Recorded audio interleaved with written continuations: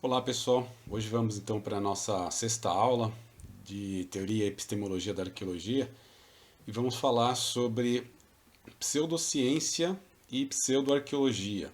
Então eu vou usar exemplos da arqueologia em termos de pseudociência, porque a arqueologia é uma das campeãs, né, de infiltração da pseudociência, né?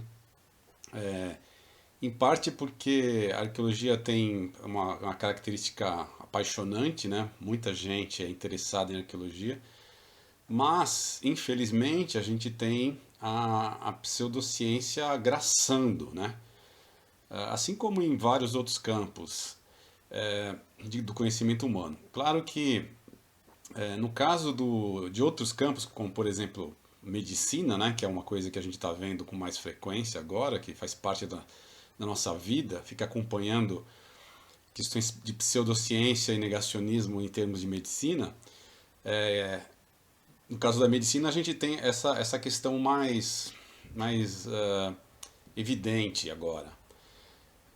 E no caso da arqueologia, aparentemente, a questão da pseudociência ela é mais inofensiva, mas eu estou falando aparentemente porque a gente vai ver que não é bem o caso, não é tão inofensivo assim. Tá? Bom, a questão da pseudociência tem sido debatida, né, há muito tempo, né, e a gente tem algumas posturas de autores que tentam explicar isso, né, de maneira levando em consideração aspectos sociais, né, ou seja, de comportamento das pessoas em sociedade, né, o que a gente às vezes pode até chamar de comportamento de rebanho, e e também do ponto de vista mais individual, psicológico, né? De coisas que levam as pessoas a abraçarem a pseudociência, né? A acharem a pseudociência muito mais interessante ou, ou que responde melhor aos seus anseios particulares, né? Pessoais. Vou mostrar duas posturas aqui. Então a primeira frase é do Carl Sagan, né, um astrônomo foi muito famoso, né, infelizmente ele já faleceu. E o Sagan, ele, ele era ele fazia muita divulgação científica, muita mesmo. E aí ele falou, né, ele colocou assim, a pseudociência preenche poderosas necessidades emocionais que a ciência muitas vezes não atende. Fornece fantasias sobre poderes pessoais que nos faltam e ansiamos. Em algumas de suas manifestações, oferece satisfação da fome espiritual, a cura das doenças, a promessa de que a morte não é o fim. E depois um outro autor, Shermer, escreveu: A vida é contingente e cheia de inseguranças, sendo o caminho, a hora e o lugar de nossa própria morte o que mais nos assusta. Sob a pressão da realidade, tornamos-nos crédulos. Procuramos certezas reconfortantes em videntes e charlatães, astrólogos e médiuns. Nossas faculdades críticas entram em colapso diante da avalanche de promessas e esperanças oferecidas para aliviar os maiores fardos da vida. Bom, a partir dessas duas frases aí que eu acabei de ler, fica claro, eu acho, que essas questões que envolvem a pseudociência, elas não vão ser nunca, elas nunca vão deixar de existir. Então, a pseudociência é uma coisa que não vai ser extirpada, né? Por quê? Porque ela preenche uma necessidade. O que a gente pode fazer é tentar mitigar os efeitos dela, mas sempre vai ter uma porcentagem, uma parcela da população que já nasce com essa propensão de precisar desse tipo de coisa. É uma coisa que, né, você não consegue extirpar isso, né? Faz parte da humanidade, tá? O problema é que assim, outras coisas fazem parte da humanidade. Por exemplo, você ter maior propensão a mais receptores para nicotina, né? Então, assim, você vai partir do princípio que assim, parte da humanidade vai fumar de qualquer jeito, né? Mas você pode evitar que um outro número de pessoas considerável seja vítima do fumo, né? Ou tenha contato muito cedo com o fumo, né? Não consiga parar nunca mais. Então, assim, o fato de ser inevitável que você vai ter pessoas crédulas e que vão acreditar em pseudociência, assim como é inevitável o fato de que vai ter pessoas que vão se drogar ou que vão fumar, né, vão usar drogas lícitas ou ilícitas, isso é uma coisa que não tem jeito, né? Mas você pode evitar que esse número aumente demais de forma a criar uma verdadeira disfuncionalidade social, né? Então, é mais ou menos nessa linha, tá? Bom, e quais são as características, né, principais da pseudociência? Primeiro, é, é manipulação descarada, quer dizer, descarada não é, né? Mas é manipulação de dados, né? E a utilização do jargão científico, né? Os caras se utilizam de jargão científico, se utilizam até de dados realmente científicos e enfiam no meio ali suas crenças e seus interesses. De maneira que aquilo fica um pouco ou muito misturado e você não consegue perceber mais o que, até que ponto aquilo é baseado em alguma informação checada cientificamente. E aí quando entra a pataquada, vamos dizer assim, para usar o termo, né, menos polido, tá? E essa é uma estratégia que funciona muito, né? Você começa falando alguma coisa que é mais ou menos consensual, cita autores respeitados, cita profissionais da área, né? E aí lá no meio você começa a enfiar as coisas que você quer que o crédulo aceite, tá? Então essa é uma característica bem comum, né? Uma tática, vamos dizer assim, né? Depois você vai ter quais motivos, né? E o que leva à existência desse tipo de coisa, né? Bom, algumas pessoas, é difícil dizer, né? Algumas pessoas elas podem até acreditar naquelas coisas, tá? Mas sem embasamento científico, eu diria que a maior parte realmente é malandragem, porque você ganha dinheiro com isso. Você realmente você vende livros, né, em quantidade enorme. Eu vou dar um exemplo daqui a pouco, né, que é o clássico do vendedor de livros de pseudo-arqueologia. Né?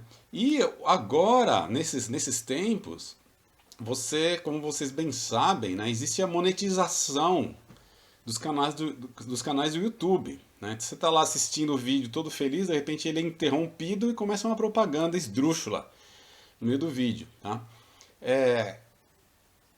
Toda vez que o vídeo é assistido, clica no link do vídeo, essa pessoa está ganhando dinheiro. Então, mesmo que ela esteja falando um monte de besteiras, né, se você entra, nem que seja, né, para falar assim, nossa, olha só quanta besteira que esse cara está falando, ele está ganhando dinheiro. Então, assim, eu acho que a quantidade de gente que ganha, que realmente está nisso para ganhar dinheiro é muito grande, né? Nem, não sei se esses caras realmente acreditam nisso.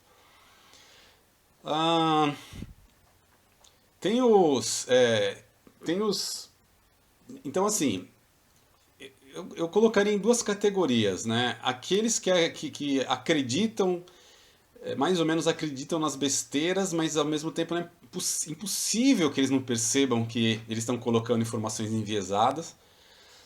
Né? Então, assim, aí eles podem não estar fazendo por lucro, mas estão fazendo por alguma questão religiosa ou ideológica. Né? E aí deve entrar o famoso os fins justificam os meios. A pessoa sabe que o que ela está fazendo não é honesto, mas é para um bem maior. É para promover a ideologia ou a religião dela. Entendeu? Então, assim, é claro que essas pessoas elas não se enxergam como crápulas e desonestas, porque ninguém se enxerga como crápula e desonesto, né? O mais crápula e desonesto que vocês possam imaginar, ele acha que ele está certo. Né? Essa é outra, outra característica da humanidade, né?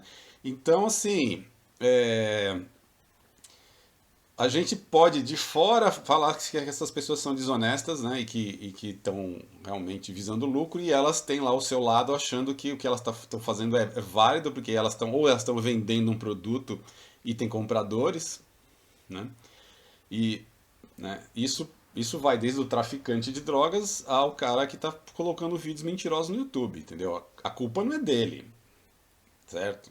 É de se a pessoa quer comprar, né, ele só está oferecendo um serviço, afinal de contas, né? Prestando um serviço para a sociedade, certo? Então, desculpa, hoje meu humor tá meio ácido, né? Mas então, esses vídeos, esses livros, etc., né? Eles vendem, né? Tem o seu público cativo. O que a gente pode tentar fazer, né, é diminuir o número de pessoas que caem nessa falácia. Mas vai ter gente que, né, que escolhe isso. É a escolha da vida da pessoa, entendeu? E a gente não tem muito o que fazer a respeito, tá? Ah, bom, então nisso tudo entra uma questão de manipulação de sentimentos, né? É, aquela sensação de, né, pode ser uma sensação de angústia, pode ser uma sensação, né, uma questão de angústia existencial, uma questão de estar meio enfatuado, né? Aquela pessoa assim que está, né, a vida parece muito chata, então, né, vamos entrar num site que fala que a humanidade foi formada por um cruzamento entre primatas e alienígenas, né? Porque isso parece que, né, dá é, uma certa alegria na vida da pessoa, né? Então, esse tipo de manipulação, né, em termos de interesses pessoais, né, é uma vertente, e a outra manipulação é em termos mais sociais, quando você entra com uma questão ideológica, né, e você quer legitimar alguma posição, manipulando em termos mais de rebanho mesmo, né? De um monte de gente que vai acreditar naquilo porque aquilo é interessante para uma certa classe social, para um certo grupo religioso, né? E essas coisas, como a gente vai ver, elas funcionam muito bem, né? E tem uma boa penetração aí no público de uma maneira geral. A pseudociência ela anda, né, de mãos dadas com o negacionismo, né? E o negacionismo é essa essa capacidade, né, essa ação de negar alguma coisa que seja considerada praticamente consensual em termos científicos. Por que é praticamente consensual? Porque sempre vai ter alguém que discorda. Isso é normal, né? E isso faz parte da ciência, tá?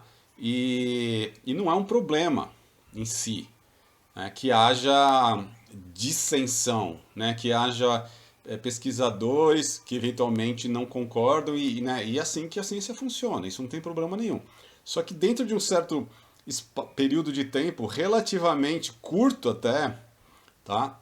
A tendência é que essas arestas sejam aparadas. Por quê? Porque você vai aumentar o seu banco de dados, você vai aumentar o número de pessoas trabalhando naquilo, especialmente se for um hot topic, né? Se for uma coisa quente, né? Uma coisa, né? Um tema quente, né? Que tá aí na crista da onda, né? Então, um monte de gente vai começar a trabalhar com aquilo e essas arestas vão tender a ser aparadas, tá?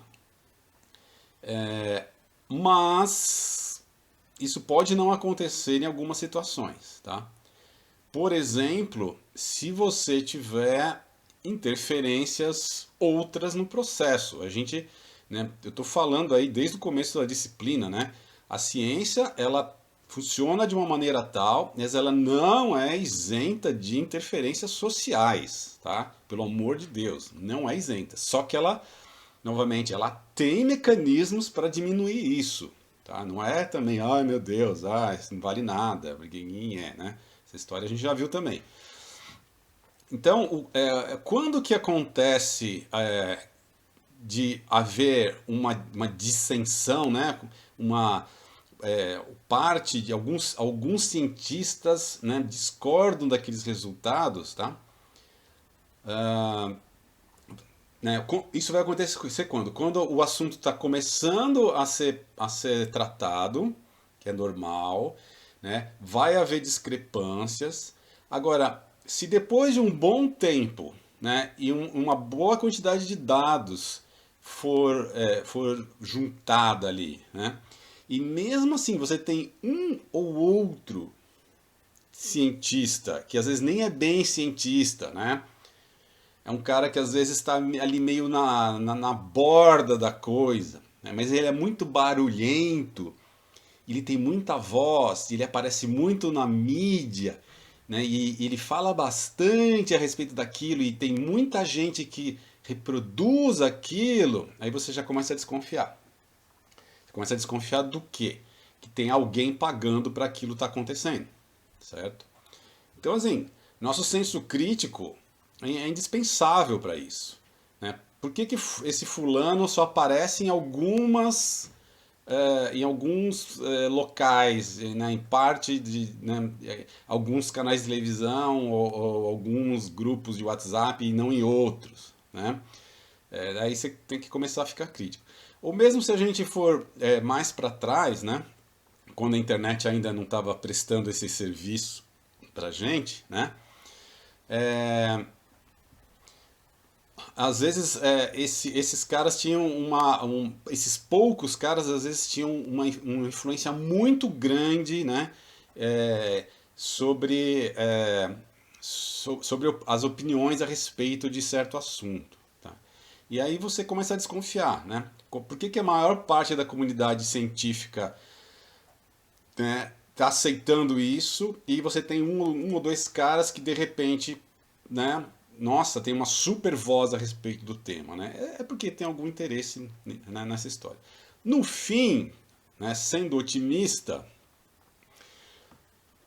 né, como a ciência vai se checando, a verdade acaba aparecendo, tá? Mas pode demorar muitas décadas para isso acontecer, tá? Eu acho que eu vou dar um bom exemplo aqui, que é a questão a questão do fumo, por exemplo, né? Da correlação, da relação entre tabaco e câncer, né? Que é uma coisa assim que hoje, né, parece tão óbvio, né? Sim, por quê? Porque você vê todas as propagandas, o cigarro já nem tem mais espaço na mídia, né? Antes a propaganda de cigarro era a coisa mais comum da face da Terra, tinha propaganda de cigarro o tempo inteiro. E eram as propagandas mais bacanas, com as músicas mais legais, tá? Então, assim, né, o fato de alguém não fumar era até esquisito, né? Porque era tão normal, né? E as propagandas eram tão bacanas, todas dirigidas ao público jovem, inclusive, né? Não tinha propaganda de cigarro lá que tinha um senhor fumando cigarro na sua poltrona, né? Mostrando assim o quão refinado ele era. Não, eram as propagandas de esportes radicais, carro e etc e tal. Por quê? Porque aquele senhor fumando na poltrona ia morrer em breve e eles precisavam de mais consumidores, né? Isso ficou claro. Teve um processo em 2006, né? Quando as companhias de tabaco foram julgadas culpadas, né? Quer dizer, existia, né, a propaganda era voltada para jovens abaixo de 21 anos. Esse era o público-alvo deles. Por quê? Porque eles precisavam de matéria-prima, né? Os consumidores, né? Os consumidores, na verdade, eram a matéria-prima deles. Eles precisavam de gente, eles precisavam regimentar gente para fumar, né? E isso foi negado, assim, e os malefícios do cigarro, a associação entre tabaco e câncer foi negada, negada e negada, negada reiteradamente por décadas e décadas e décadas. Vou mostrar aqui um gráfico para vocês. Esse aqui é um aplicativo, não, um site do Google que chama Google Books Ngram Viewer. Ele é muito bacana porque ele te mostra a frequência em que palavras ou conjunto de palavras aparecem em, em livros escritos em inglês, aqui no caso, coloquei, entre o ano de 1800 e o ano de 2019. E aqui no gráfico vocês podem ver de maneira bastante clara, né, que a partir dos anos 1920, da década de 1920, você tem ali uma, um pico, né, de livros. Então, assim, não são artigos de jornal, não são nada, é só livros, infelizmente, só tem para livros. Né? Mas você tem ali um pico de publicações, de livros publicados, fazendo essa relação, falando de câncer e tabaco. E aí isso some. E esses livros eu chequei, são livros de associações de medicina, tá? Aí isso some ali entre os anos 30, pegando toda a década de 40, 50. Só no finalzinho da década de 50 você vai ter um segundo pico de gente falando sobre câncer e tabaco, e de novo isso é abafado. Então fica claríssimo. Tá? E aí, daí depois dos anos 80 para frente, você tem novamente um crescimento, mas vocês veem que é abafado de novo e assim vai, né? Até que chega uma hora, especialmente depois de 2006, né? Que não tem mais como segurar. E hoje em dia você já tem a curva, né? Sobe, vai lá para cima, né? E você tem todas as associações americanas de medicina, a Associação Americana de Câncer e blá blá blá blá blá, né, falando abertamente que, que fumar dá câncer. Quer dizer, uma coisa que hoje todo mundo considera óbvia, né, esses dados já estavam disponíveis, né, já se sabia disso, mas a indústria de tabaco era tão poderosa que ela conseguiu abafar isso durante décadas. Então, a gente tem aqui uma coisa que é conhecida desde o início dos anos 1920, né, que já poderia ter sido pesquisada, já poderiam ter sido tomadas medidas, já poderia ter sido feito muita coisa, mas simplesmente ela foi reiteradamente abafada pela indústria do tabaco. Tá? Então isso aí é um caso, né, de um negacionismo financiado. É claro que as próprias pessoas que fumavam nem queriam saber, né, do mal que causava para elas, porque você quer mais é fumar em paz. Tá? Então existe um negacionismo individual. Né? E existe um negacionismo institucional. Né? Então, no caso, as indústrias de tabaco negando reiteradamente, mesmo sabendo no fundo, né, que aquele negócio fazia mal, elas continuavam fazendo a propaganda, né, dentro dos programas internos dessas empresas. Estava a questão da necessidade de aumentar constantemente, ter sempre um estoque de consumidores abaixo de 21 anos, que eram esses caras que iam manter a indústria funcionando. Tá? Isso ficou. Isso foi foi julgado, né? E graças a um cara de dentro da indústria, que era o Weigang, que era um bioquímico que trabalhava na indústria de tabaco, ele denunciou isso e até saiu um filme a respeito. Que é esse filme aqui, né? O Informante, do Michael Mann, 1999, né, que fala desse caso verídico aí, envolvendo a questão da indústria de tabaco. Uma outra questão que entra também, tanto no negacionismo individual como no negacionismo institucional, é a questão do aquecimento global. Isso aí é claríssimo, né? Você tem os cientistas que trabalham no tema, todos falando que o aquecimento global é real, etc, etc. Você tem um cara aqui e o outro cara ali, né? Que falam, não existe consenso. Né? Claro que tem alguém pagando para eles falarem isso, né? Isso né, é muito fácil perceber, né? Mas, né, é claro que do ponto de vista individual, alguém chega e te fala assim, olha, mas aí se a gente isso vai cortar empregos. Essa é a primeira coisa, né? Se você for gastar em medidas contra o aquecimento global, e os empregos, como é que ficam, né? Essa é a primeira coisa. Então, aí já a pessoa já fica assim, nossa, né? Aí assim, o peso na consciência, né, de encher o tanque do carro, por exemplo, né? Também não, né? Tipo, não, melhor nem pensar nisso, né? Essa coisa de aquecimento global aí é balela, é mentira, né? Aí você tem os grandes líderes, né, que falam que isso é mentira. Por que os grandes líderes? Ah, bom, né? Quem são os grandes líderes que falam que o aquecimento global, né? O cara que é totalmente ligado à indústria do petróleo, quer dizer, então, assim, vou mostrar outro gráfico do Google Ngram Viewer aqui para vocês. Então tá aqui, né? No caso, o gráfico de que você pega global warming, coloca no Ngram Viewer, aparece, né? Depois, no começo dos anos 80, né? Sobe, né? Você tem lá pelos anos 90, você tem a Rio 92, né? Depois o tópico desce um pouco, volta a crescer e agora voltou a cair. Se a gente for fazer uma comparação com a curva do tabaco, vai demorar muito tempo para isso ser, né, para ser uma política efetivamente implementada, como é hoje a política contra o propaganda de fumo, etc. Né?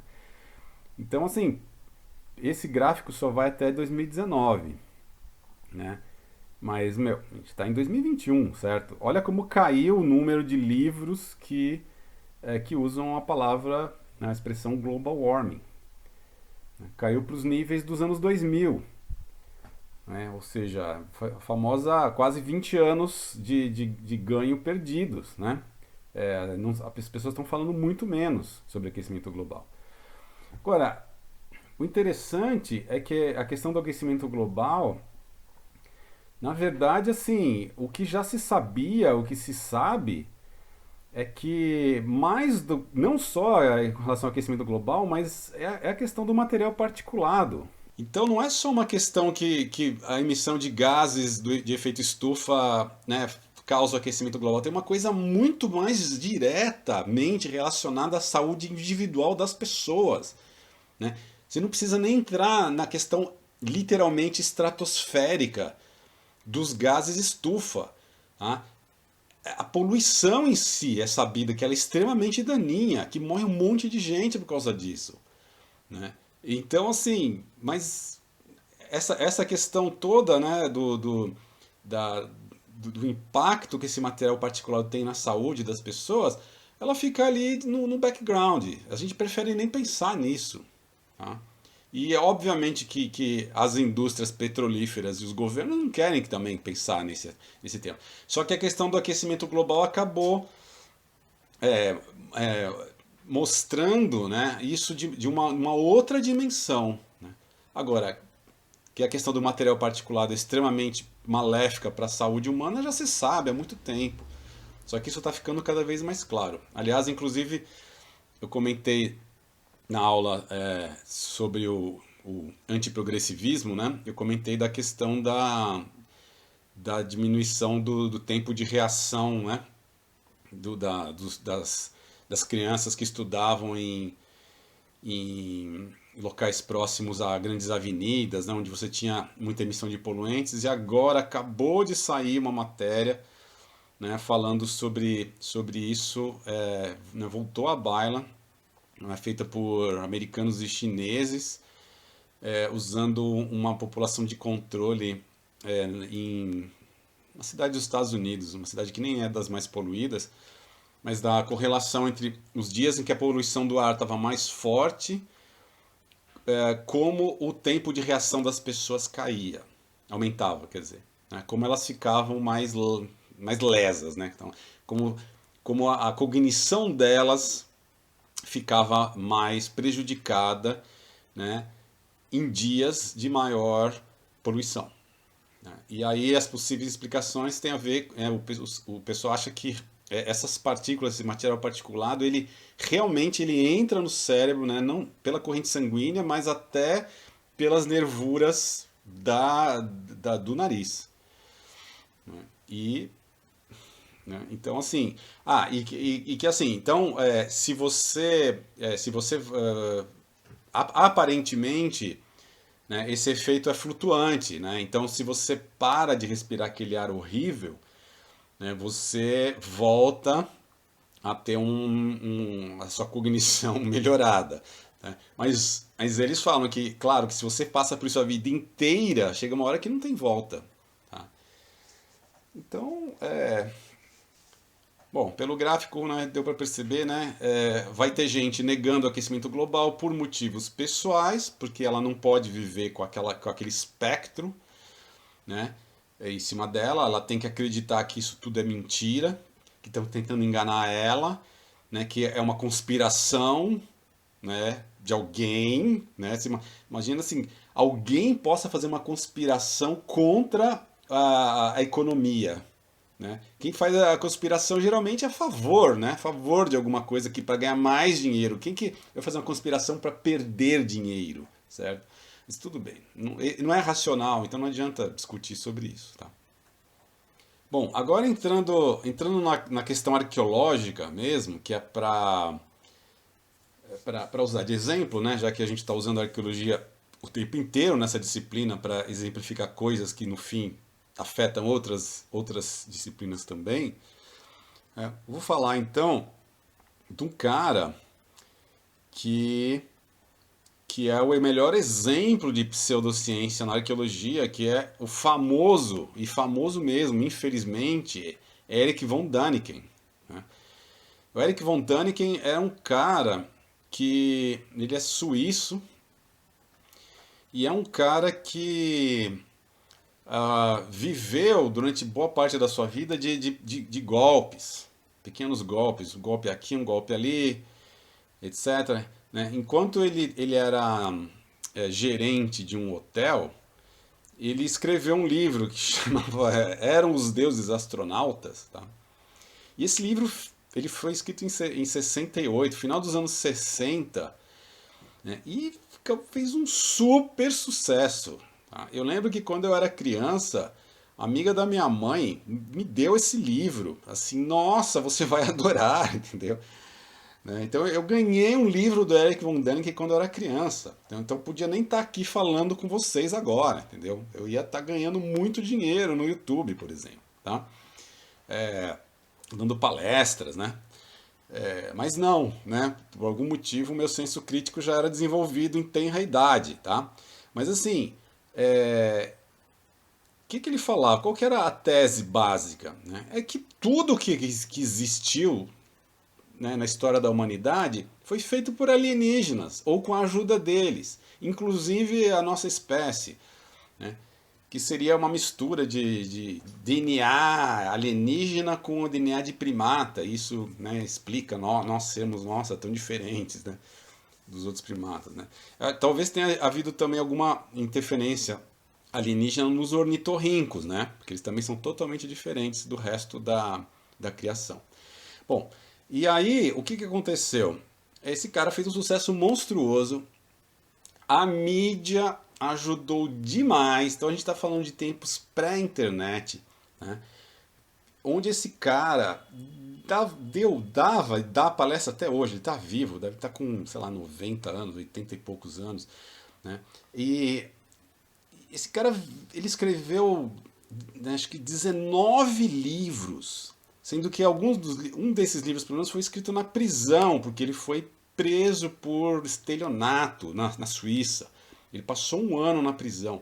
Só que ele vendia tanto livro que ele conseguiu pagar fiança. E essa é a história da vida do Erich von Däniken. Então, assim, não é que assim.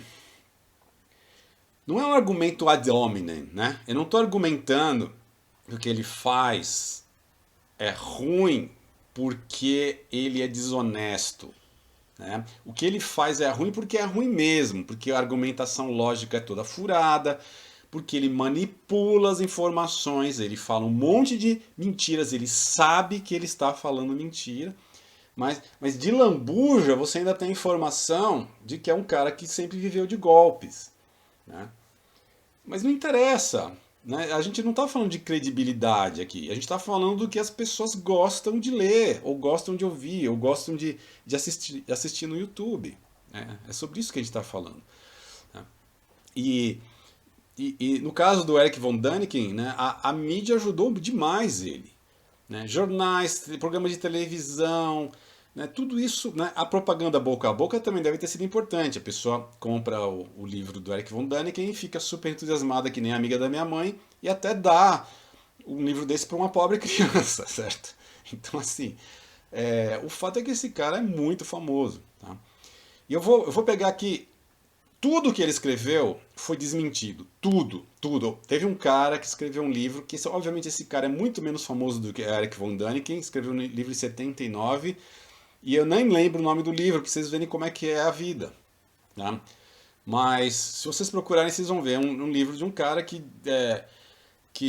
demoliu tudo que o Eric von Däniken falou, mostrou que ele era um desonesto, né? Entrevistou pessoas que pretensamente, né? Ele disse que ele foi na caverna X, e o cara foi lá entrevistou a pessoa e falou assim, não, ele nem entrou na caverna, sabe essas histórias assim. Né? Mas obviamente esse cara nunca vai ter o sucesso do Eric von Däniken, porque as pessoas não estão interessadas na verdade, certo?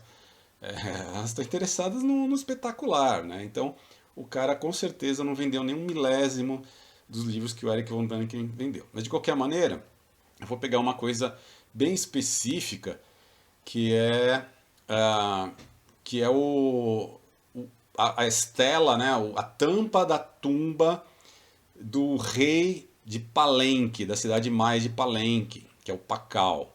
E vou usar isso como exemplo, tá? Só para vocês verem como funciona a coisa. Então tá aqui a tampa do sarcófago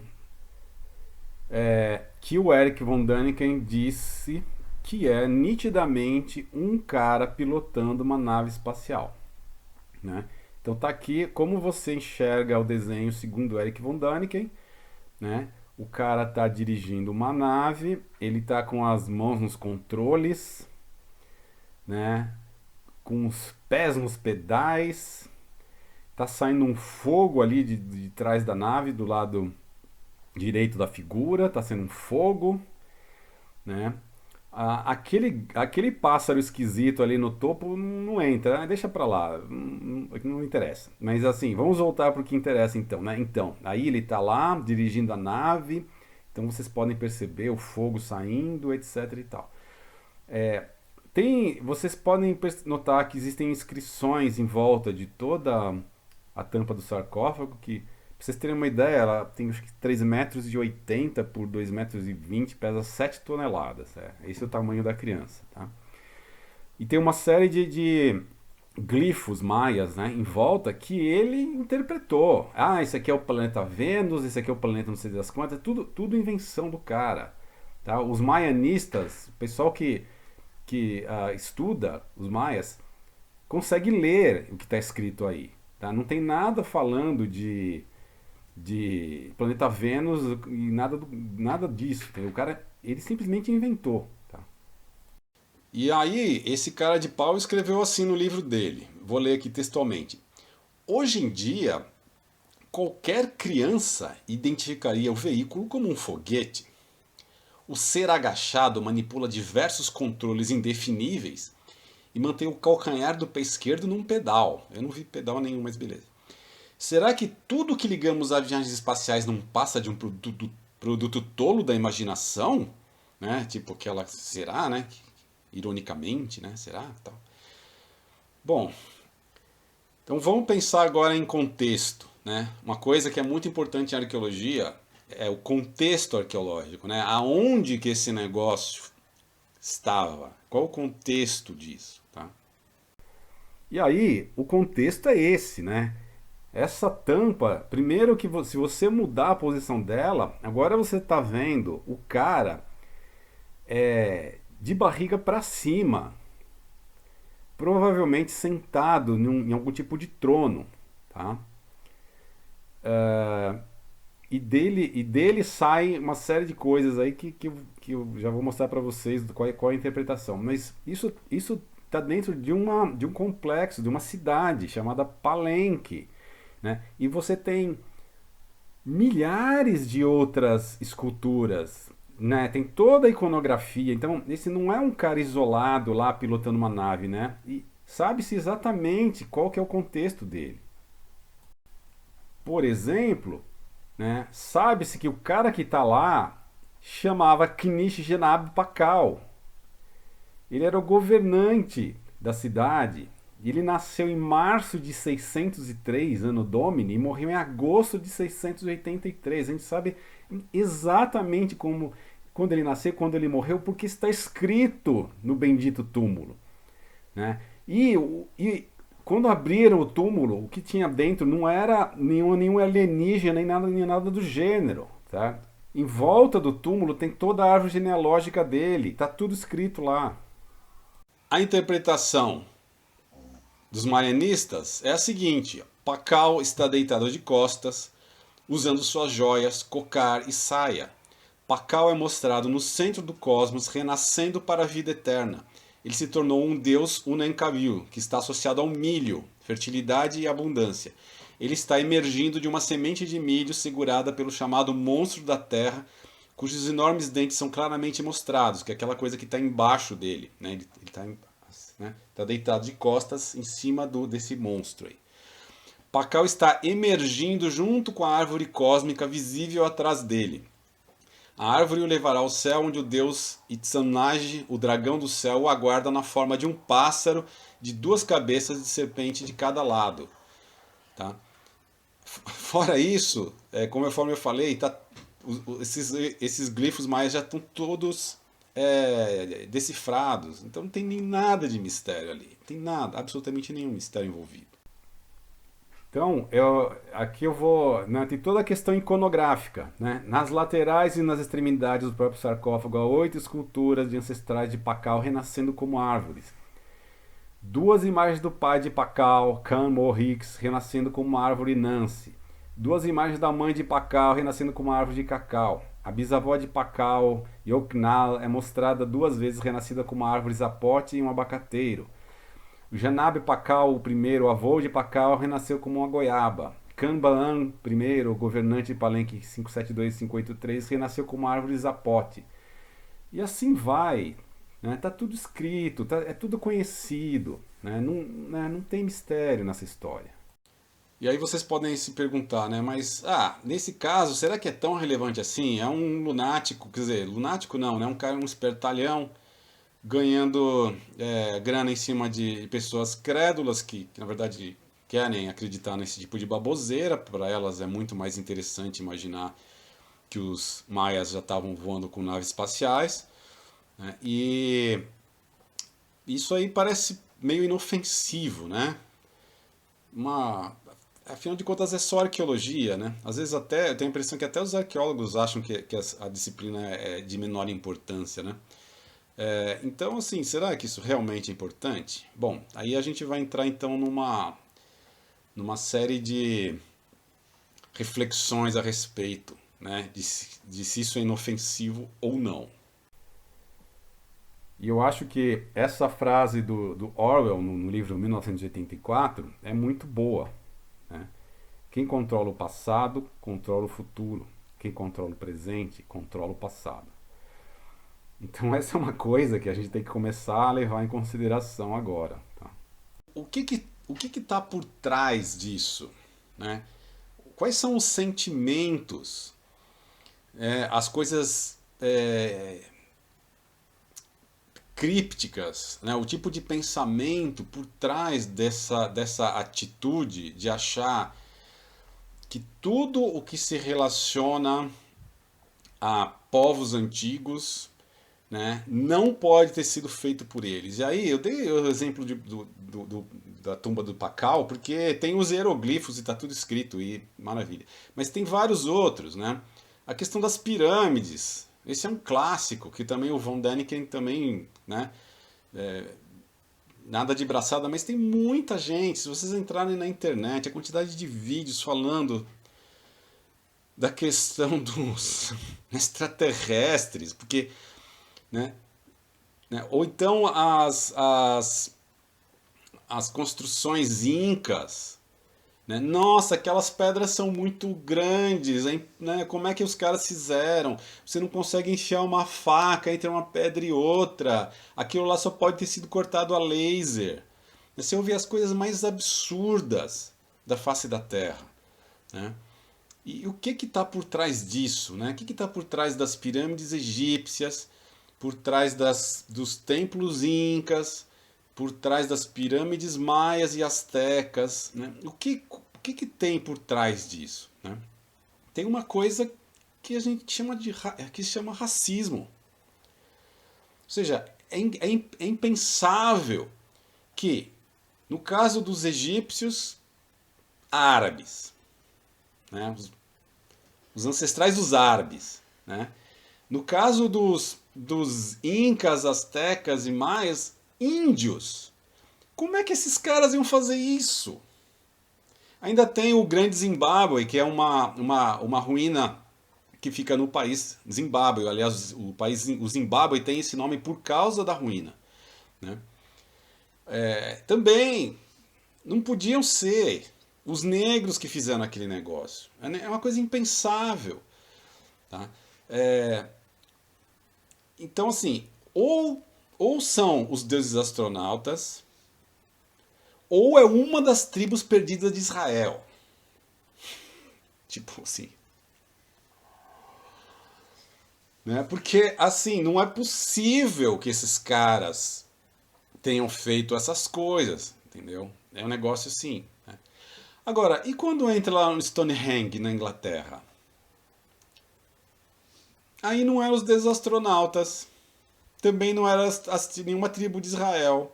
No caso do Stonehenge lá na Inglaterra, sim, aí eram os europeus que fizeram. Não interessa que aquilo é super pesado, não, não, não. Aí foram eles mesmos, não teve extraterrestre, não. Foi uma coisa do tempo dos druidas, tá? E aí não entra nenhuma explicação muito espetacular, né, em termos de extraterrestres ou tribo perdida de Israel, porque afinal de contas eles são europeus, brancos. Então, os antepassados deles tinham essa capacidade. Mas os antepassados de árabes e de índios sul-americanos não podem ter essa capacidade. Então, essa é uma mensagem, né? Esse é um raciocínio, se é que dá para chamar isso de raciocínio, né? Mas isso é uma coisa que está por trás dessa ideia, né? É uma questão nitidamente racista. Né? Uma outra vertente, uma outra coisa que a gente vê por trás disso, uma possível vertente, elas todas meio que se misturam ali, né? É uma questão de progressivismo mesmo, né? É assim, é impensável que as pessoas tivessem essa capacidade XYZ, sendo que elas não tinham na nossa inteligência ou a nossa tecnologia, porque afinal de contas, nossa inteligência e a nossa tecnologia são coisas que nos separam do resto. Né? Nós somos muito supersônicos, então assim, é impensável. Só uma cultura muito mais avançada do que a nossa seria capaz de fazer essas coisas. A gente é incapaz. Quer dizer, eles seriam capazes, nós seríamos capazes, né? Nós poderíamos fazer tudo isso usando toda a nossa tecnologia, mas esse pessoal bruto, tosco, né? Não poderia fazer esse tipo de coisa. Aí você entra na manipulação, né? Quando a coisa fica mais próxima, né? Por exemplo, no caso do Império Romano, estranhamente não tem alienígenas envolvidos. Pode ser que porque os relatos históricos não dão conta de alienígenas, mas poderia, né, ter ali um conluio, não poderia? Os alienígenas não podiam estar ali conversando, né, só com o imperador, por exemplo, né? Poderia, né? Pelo amor de Deus, já me arrependi de ter falado isso, porque daqui a pouco vai virar uma possibilidade na internet, né? Mas assim, Império Romano tudo bem, porque afinal de contas está na Europa, entendeu? Então eles não precisavam de ajuda os gregos também não precisavam da ajuda dos alienígenas para fazer o Partenon, né? Desnecessário, porque afinal de contas nós somos descendentes, nós, né, brancos, né? Somos descendentes dos gregos e dos romanos, portanto eles tinham essa capacidade. Eles poderiam fazer, né, templos, né, com pedras monstruosas, né, empilhadas, né, coisas assim espetaculares, né, só com o engenho humano, só com a engenhosidade dele. Mas árabes e índios, não, e negros, sem chance, eles não podem. Né? Bom, uma vez que você incorpora, né, essa, essa questão de que a antiguidade clássica, tudo bem, né? Então eles tinham essas capacidades, etc, etc. Né? Quando você começa a ter a formação dos Estados-nação, a arqueologia ela começa a entrar como um ingrediente importante na história dessas nações muito recentes. Né? Isso acontece na Dinamarca, né? As informações arqueológicas elas são muito usadas de maneira muito clara para você construir, né, uma noção de nação, de identidade cultural. Né? Isso aí, então, acontece de maneira muito forte na Dinamarca e, não coincidentemente, nos dois estados-nação mais jovens da Europa, os últimos a se formarem enquanto Estado-nação, que são Itália e Alemanha. Né?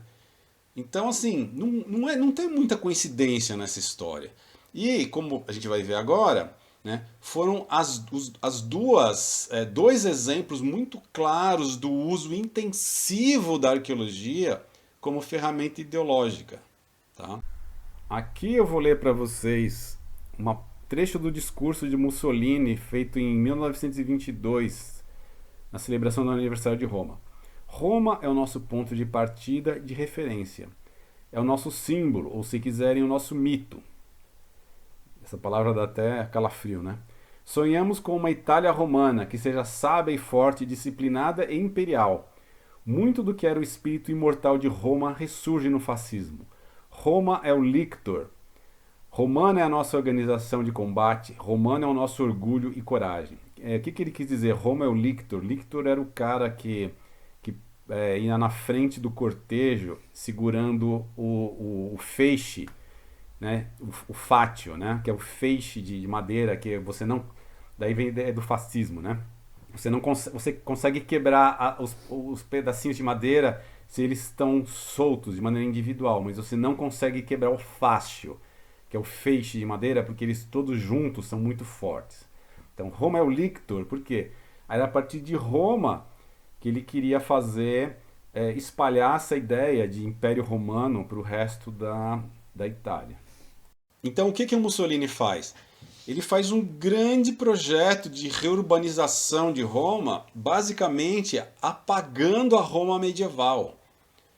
Né? Quem já foi para Roma, né, como turista, né, não existe Roma medieval. Ela foi apagada. Né? Você só enxerga os prédios da Roma do Império Romano. Né? Porque o Mussolini passou trator, né? E muitas vezes não era nem trator, era na mão mesmo, né? Um monte de gente, né? Desempregada, trabalhadores, etc. Né? Juntos nessa tarefa de apagar a identidade medieval de Roma, incluindo a casa do Michelangelo. Foi tudo destruído, tudo. Né? Para isolar, né? Então acabar com os bairros medievais para isolar os monumentos, para eles ficarem mais visíveis, né? E construir grandes avenidas que era onde onde eram feitos os desfiles militares. Então, pro bem ou pro mal, né? Aí tem gente que fala que não, isso foi ótimo, especialmente o pessoal que estuda arqueologia clássica, né? Que foi muito bom, porque, né, eles escavaram muita coisa, tiraram muita coisa. Tanto que, né, novamente, fazendo turismo em Roma, você vai notar que essas ruínas estão todas lá para baixo, né? Por quê? Porque você teve uma acumulação de detritos, né? Reconstrução em cima de reconstrução em cima de reconstrução, que deixou o piso da Roma Imperial tá lá embaixo. 4, 5 metros de profundidade em relação ao piso atual. Por isso que essas ruínas estão todas meio para baixo da terra. Então ele tirou tudo aquilo. Tá? Então, assim, em que pese o fato de que ele foi bastante louvado na época, inclusive por arqueólogos de outros países, né, que acharam aquilo uma coisa muito maravilhosa, né, o fato é que foi tudo feito muito às pressas, né, com, com uma documentação bem, vamos dizer assim, falha, porque tinha que fazer correndo, porque afinal de contas o Estado estava financiando aquilo. E o Estado financia a arqueologia em todos os países, isso é normal, né? No Brasil também, o Estado é que financia a arqueologia, mas existia uma pressão ideológica sobre aquilo e uma necessidade de uma rapidez para escavar aquilo mais celeremente possível para mostrar a grandeza de Roma. Né? Então, essa propaganda era muito importante, né? E a arqueologia foi instrumental para isso. Tá? Foi instrumental, foi muito importante para essa construção da identidade da Itália moderna como sendo herdeira, né, da Roma antiga. Então, vocês veem que não é uma coisa assim tão inofensiva. Né? E à medida que os exemplos forem continuando, vocês vão vendo que não tem nada de inofensivo nisso. E quando eu digo nada de inofensivo, é nada de inofensivo mesmo. Vocês estão vendo essa imagem aqui? É um quadro pintado em 1934, ou seja, um ano depois que o Hitler chegou ao poder pelo voto, tá? Lembrem-se. Hitler não deu nenhum golpe de Estado, não. As pessoas votaram nele, tá? Então, aqui o Hitler aparece como um porta-estandarte, né, medieval, indo para as cruzadas. Essa é a ideia. Standard Bearer. Ele é um cara, assim, a romantização, né, de um passado glorioso, né, no caso aqui, atrelando ao período medieval. Mas isso vai muito mais para trás. A gente tem um fenômeno na Alemanha que é, né, essa unificação recente, né, a necessidade de você ter uma identidade nacional que, né, não estava muito clara, que, como vocês devem saber, diferentes partes da Alemanha falam diferentes dialetos, a mesma coisa da Itália, não era um país. Né? Só que de repente virou um país. Né? Então eles tinham que arranjar uma coisa que os unisse, né? Uma unicidade. E aí a gente tem a arqueologia entrando forte nisso, né? Começando, começando desde o século XIX, mas a gente tem uma figura que era o Gustav Cossina, né? Que morreu em 1932, né? Ou seja, ele morreu um ano antes do Hitler entrar no poder, né? Mas ele teve uma influência muito forte nos pensadores nazistas todos, tá? Por quê? Porque o Cossina, ele pegava a ideia, né, do chamado Kulturkreis, né, que seria o círculo de cultura. Kulturkreis é o círculo de cultura, né, que seria assim, a ideia de que uma certa, você tem uma colagem, né, entre arqueologia, né, entre artefatos e uma certa etnia, né? Tem uma colagem muito forte e unívoca. A gente vai falar sobre isso mais para o fim da disciplina, né? Sim, não é que o Cossina estivesse totalmente errado com relação a essa colagem entre cultura material, se vocês quiserem, ou artefatos, né? Genética e língua. Essa aproximação entre esses três aspectos da cultura, ou entre dois aspectos culturais, que seria cultura material e língua, né, e genética, elas têm uma ligação muito forte, isso é inegável. Tá? O problema é como você manipula isso, né, pegando coisas que te interessam e descartando coisas que não te interessam e fazem isso encaixar numa determinada ideologia. É esse que é o problema. Tá? Não tanto o problema da colagem entre cultura, material, genética e língua. Tá? Mas a maneira como essa característica humana, que é você ter uma certa cultura material, que é passada por transmissão cultural, ao mesmo tempo, né, casar-se com alguém que é próximo a você, né, que provavelmente já é geneticamente semelhante, né, e já fala a mesma língua do que você, né, e portanto vai tender a haver uma correlação forte entre as três coisas. Isso não é uma coisa do outro mundo, né? Mas, né, então tem uma diferença entre isso, né, e você fazer, por exemplo, é, clamar direito a terras, por exemplo, ou clamar direito a invadir outros países, certo? Então é essa pequena. Ou dizer que a sua raça é superior à do outro, né? Então, assim, esse que é o detalhe, né? Você pode até pegar dados empiricamente verificáveis. O problema é o que você vai fazer com isso depois, né? A maneira como os anglo-saxões falam cherry picking, né? Você só pega as cerejas, né? Só as cerejas que você guarda, o resto você deixa lá porque não vai de acordo com a sua ideia, né? Cherry picking, né, ou coleta de cerejas, é uma das piores práticas que pode ocorrer no âmbito científico, né? Você escolher a dedo só as informações que te interessam. Portanto, não é ciência. Portanto, é pseudociência. Bom, então, voltando. O Cocina tinha essa ideia de difusão, né, que seriam difusão cultural, que seria sempre um povo mais elevado ou mais avançado, passando a sua cultura para um outro povo menos avançado. Tá? Então, é uma noção progressivista, né? É uma noção de evolucionismo unilinear, né? Tudo isso que a gente já viu na disciplina, ainda vamos ver para frente, mas, né?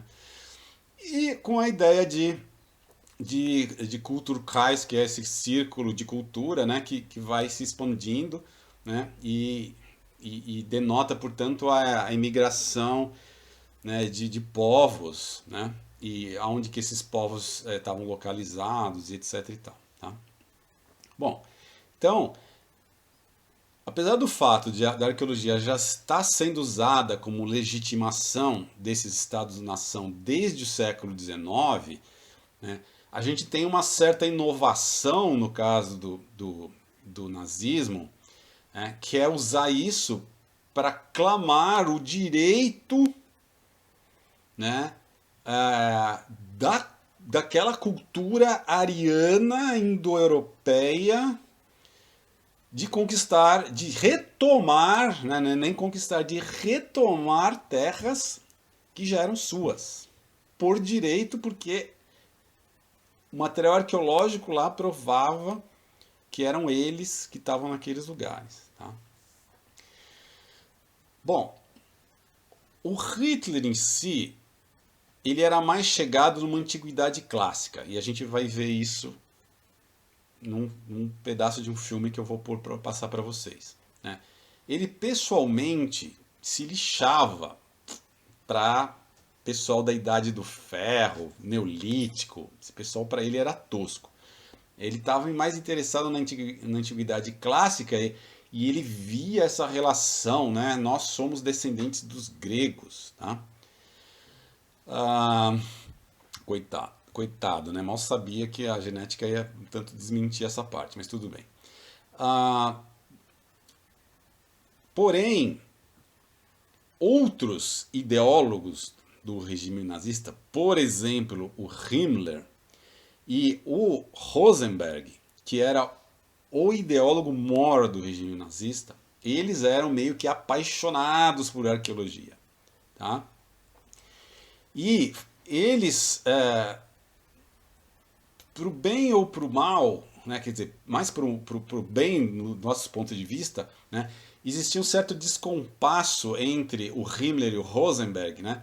E eles nunca conseguiram unificar a arqueologia alemã sob um mesmo departamento, porque como os dois tinham interesse em arqueologia, ficava uma coisa meio desorganizada, né? E os arqueólogos meio que conseguiram trabalhar, né, de maneira razoavelmente boa, né?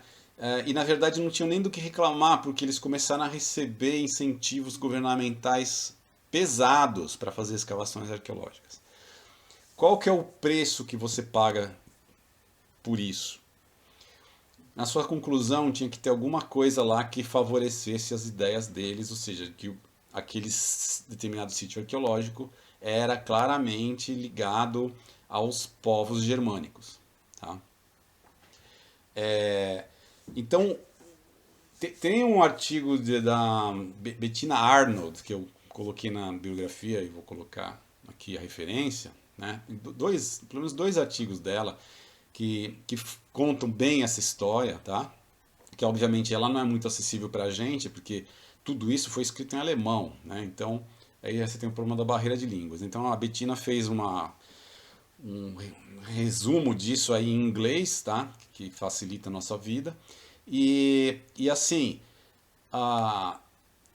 o que acontece é que o que acontece sempre, né? O que a gente vê, por exemplo, hoje no Brasil com relação à classe médica, é a mesma coisa. Você vai ter aqueles que se alinham incondicionalmente ao governo, né? Que são, nossa, é isso aí, concordo 100% e vamos lá, e se beneficiam muito. Uma massa de arqueólogos que estava levando a vida ali, né, business as usual, né, fazendo a arqueologia deles lá, né, felizes até porque entrou uma grana, né, e uma minoria de pessoas que era contra aquilo, que se colocava contra aquilo e que obviamente ou foram expulsas ou tiveram que sair da Alemanha, né, e é sempre assim, né, então você tem os pouquíssimos corajosos, né, que tem coragem de falar que aquilo está errado, a massa que não tem muita opinião a respeito e só se beneficia do dinheirinho que está entrando, e os loucos de plantão que são totalmente a favor daquelas imbecilidades. Tá? Tem uma característica específica da arqueologia alemã, é que, na verdade, tudo que se referia à pré-história, ou seja, que não se relacionava aos sítios romanos na Alemanha, né, os sítios do período romano na Alemanha, era relegado a segundo plano. E esse pessoal tinha um complexo de inferioridade muito grande. Eles não recebiam a mesma quantidade de verba e eram considerados, né, os pré-historiadores, né, da Alemanha, eram considerados meio que acadêmicos de segunda classe, porque os mais, né, os mais bem conceituados eram os que estudavam arqueologia romana, mesmo que em território alemão. Então isso ainda ajudou, né, porque a classe profissional era cindida e de repente esses caras que eram considerados cidadãos de segunda classe começaram a receber muita grana e isso deixou eles extremamente felizes, tá? Então ainda tem essas questões de sociologia da ciência, tá?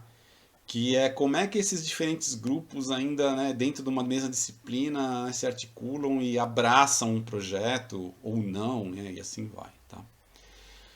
Então, a arqueologia está dentro desse né, dentro da história, né? A arqueologia alemã está dentro da história política da Alemanha. Tem ainda aquela questão da Alemanha ter perdido a Primeira Guerra, né, e estar com a autoestima, né, do povo estava extremamente baixa. Então a arqueologia também foi utilizada dessa maneira para dar né, dar um up ali, deixar as pessoas mais, né, orgulhosas, né, do passado que já começa a ficar mítico. Né? Mas a lenha na fogueira era jogada pela arqueologia. Eles usavam a arqueologia como né, uma ferramenta ideológica poderosíssima, tá? Poderosíssima, assim como o Mussolini fez.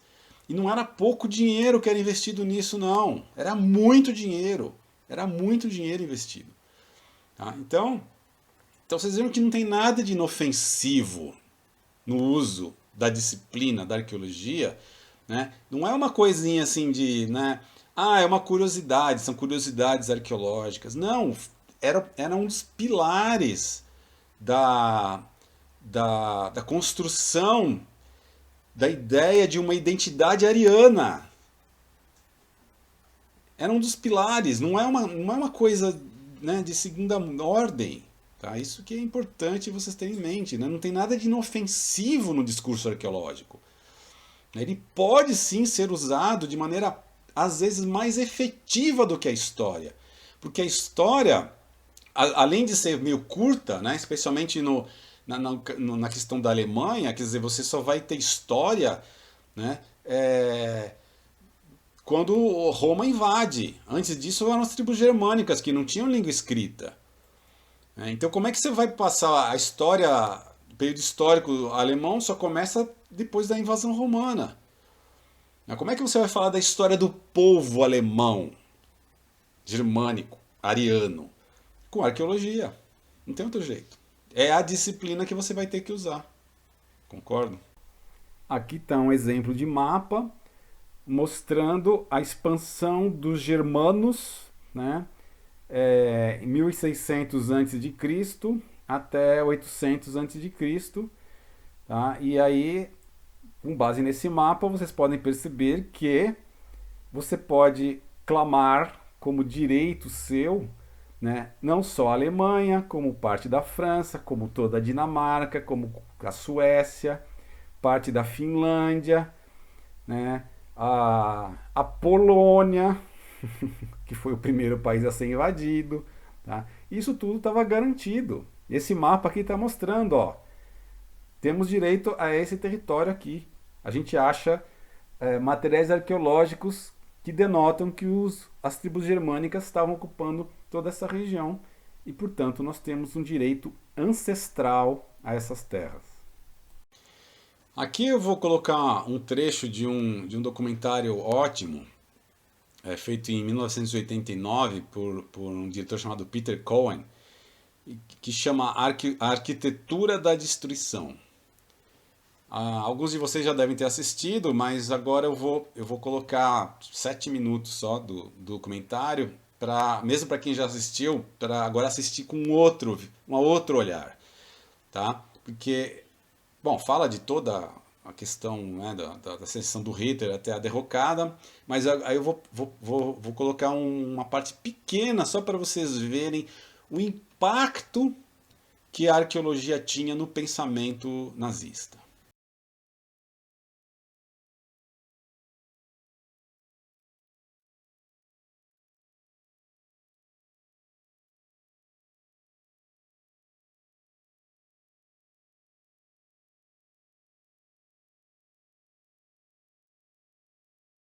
Fragt der Albert Speer und fährt fort. Ich habe mir früher oft überlegt, ob man Paris nicht zerstören müsse. Aber wenn wir in Berlin fertig sind, wird Paris nur noch ein Schatten sein. Warum sollen wir es zerstören? Es war nun die Aufgabe Albert Speers, Paris zu übertrumpfen.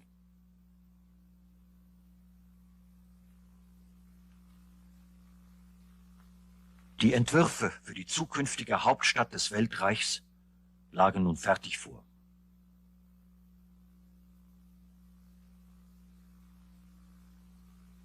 In einem Ausstellungslokal im Anschluss zur Reichskanzlei hatte Hitler die riesigen Modelle aufstellen lassen.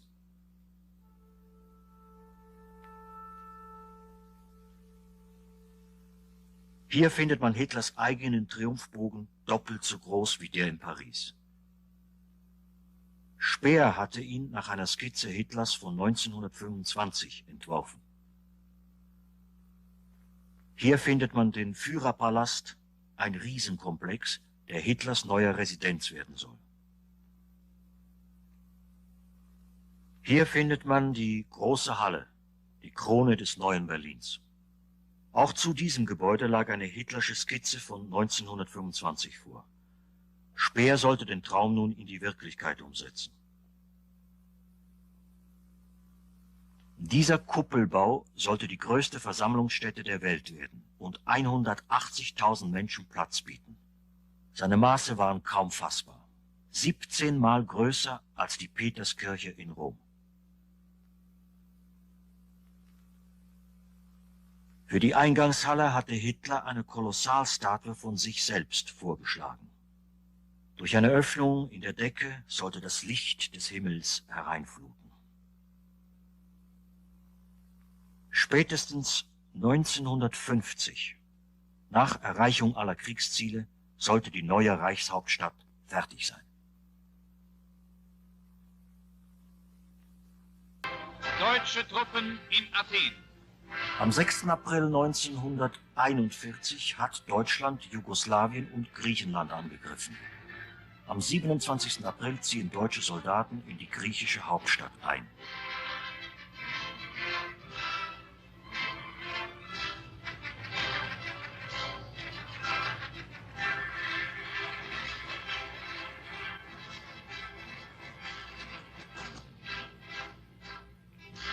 Diese Eroberung ist für Hitler nicht eine unter vielen anderen. Als sich die deutschen Truppen Athen näherten, verbot er die Bombardierung der Stadt. Goebbels gegenüber lässt er seiner Rührung freien Lauf. Sein Herz gehört der Antike. Rom und Athen sind Hitlers Mekka.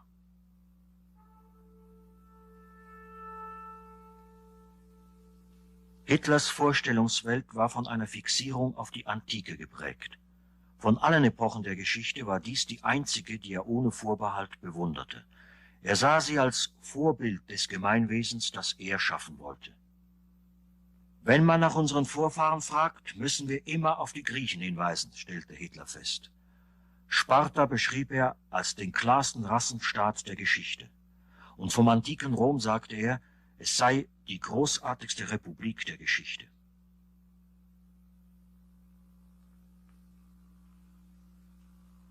Athen, Sparta, Rom, sagt Hitler, wir müssen aus allen dreien die Synthese finden, dann wird unser Staat niemals vergehen. Russlands Vorrücken herrscht im größten Bildhaueratelier Deutschlands emsiges Treiben. Josef Thorak arbeitet an einer Plastikgruppe im Kolossalformat, die für das Reichsparteitagsgelände in Nürnberg bestimmt ist.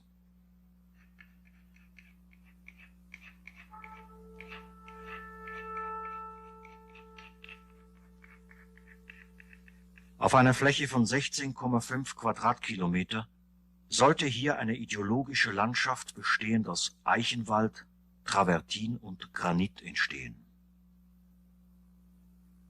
Für die alljährlichen Parteitage baute man Massenarenen, die Platz für mehrere Millionen Menschen boten.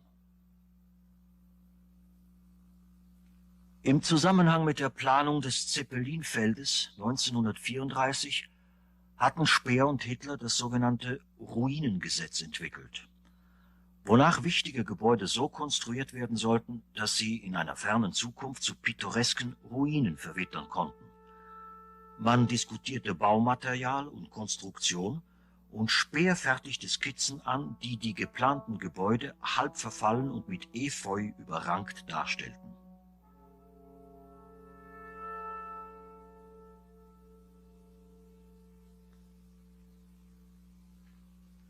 Für das 360 Meter lange Tribünengebäude des Zeppelinfeldes hatte der Pergamonaltar Modell gestanden. Die Kongresshalle hatte das Kolosseum in Rom zum Vorbild.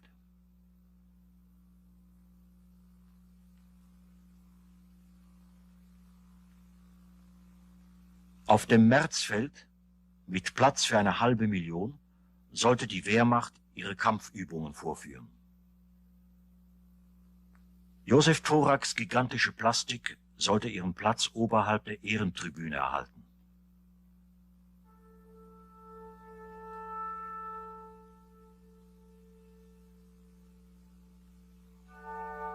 Auf einer 90 Meter breiten Granitstraße sollten 60 Mann breite Kolonnen auf das Märzfeld zumarschieren.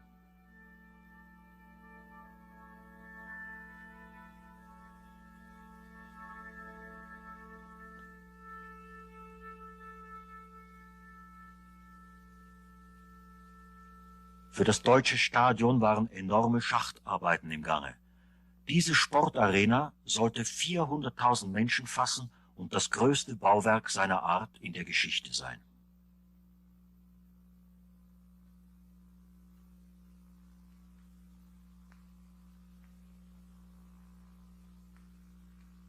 Lange vor der Machtergreifung hatte Hitler dieses Gebäude als historischen Boden ausersehen. Schon bei einem Besuch 1930 erklärte er feierlich: Wenn später einmal die Spaten der Archäologen hier graben und auf granitene Blöcke stoßen, dann sollen sie noch entblößten Hauptes vor dem gewaltigen Abbild einer Idee stehen, die eine Welt erschüttert hat. Bom, eu espero que, né, tenha ficado claro para vocês, né, que a questão... Eu estou usando a arqueologia, então, como exemplo de disciplina que pode ser usada de maneira pseudocientífica por diferentes grupos de interesse, né? Que isso não tem nada de secundário ou de desimportante, né? Que é uma coisa que pode ter implicações muito, muito grandes, tá? E a gente entra, né, numa questão que fica em aberto, né? Tipo, o que pode ser feito, né? A divulgação científica é uma saída? Sim, eu acho que a divulgação científica é uma saída. Se você tem meios de divulgar conhecimentos científicos de maneira ampla, é claro que isso sempre é melhor, né? Porque alguém vai estar divulgando alguma informação, né? E a vida das pessoas tem um número de horas de X, né? Você tem X horas da sua vida para assistir X filmes ou para ler Y coisas, tá? Quanto mais espaço a divulgação científica tiver no cotidiano das pessoas, tanto melhor, tá? Então, é uma obrigação. É uma obrigação. Eu entendo isso como uma obrigação do arqueólogo, tá? Outras profissões talvez não tenham essa mesma obrigação. Você não tem, sei lá, você sendo engenheiro, você não tem a obrigação de ficar fazendo divulgação científica da engenharia, mesmo porque é uma disciplina muito mais aplicada. A mesma coisa a medicina, né? É uma disciplina muito aplicada, tá? Mas, no caso da arqueologia, né, e de outras disciplinas, eu diria até, né, da antropologia e da sociologia, que já foram muito mais fortes nesse quesito, né, eu acho que isso é muito importante, né? A antropologia, só para vocês terem uma ideia, nos anos 50, a antropologia era uma disciplina, aliás, desde os anos 30, 40, 50, se vocês quiserem voltar um pouco mais, né, desde o século XIX, a antropologia era uma disciplina que tinha um apelo popular enorme. As pessoas liam muito sobre a antropologia, né? Nos anos 50 a gente tem a Margaret Mead, a gente tem, né, um pouco antes a gente tem o Franz Boas. Eram pessoas que estavam constantemente dando palestras, escrevendo livros para o público leigo, as pessoas compravam livros de antropologia, etc. Hoje em dia, ninguém nem mal sabe o que é antropologia. E esse é um erro gravíssimo. Mas beleza, tá? Vou falar da minha disciplina aqui, né?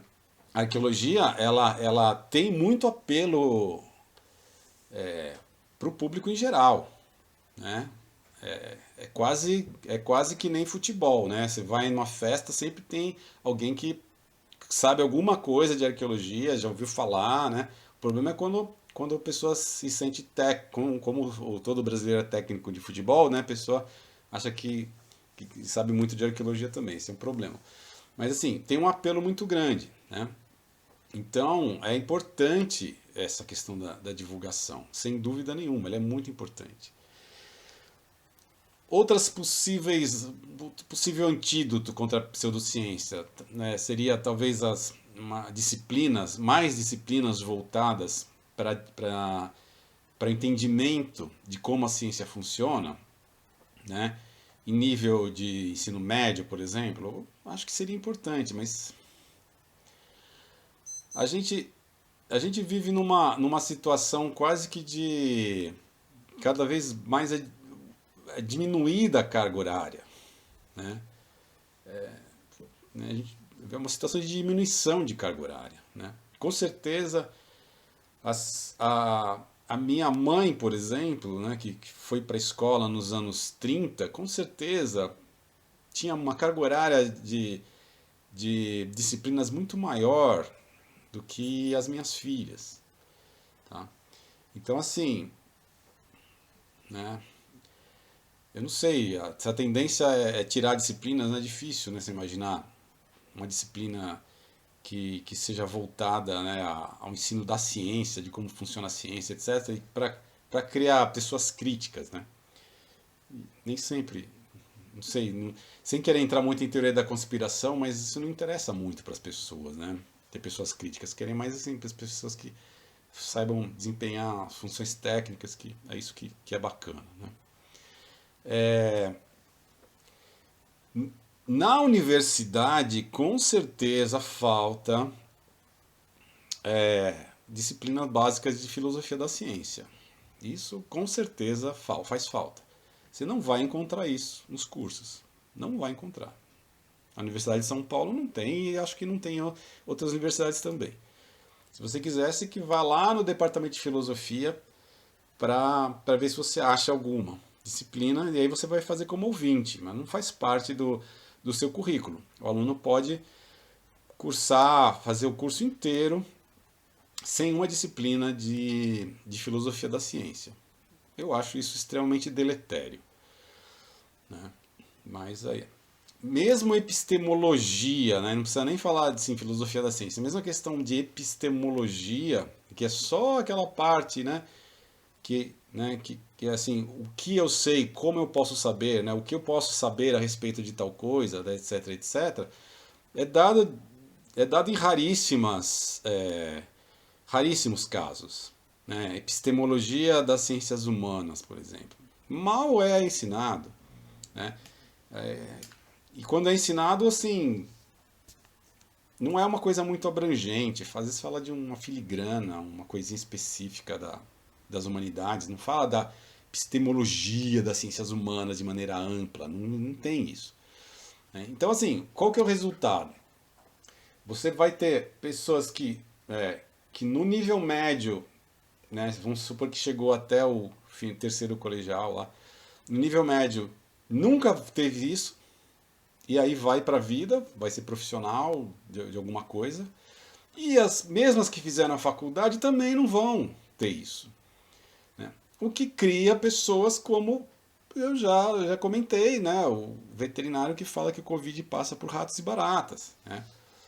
Os médicos que falam também umas besteiras inomináveis, né? Porque assim não tem, entendeu? No fim das contas, a pessoa, ela é um técnico. Ela é um técnico de nível superior, mas ela é um técnico. Ela não está pensando, né? Ela não é nem paga para pensar, né?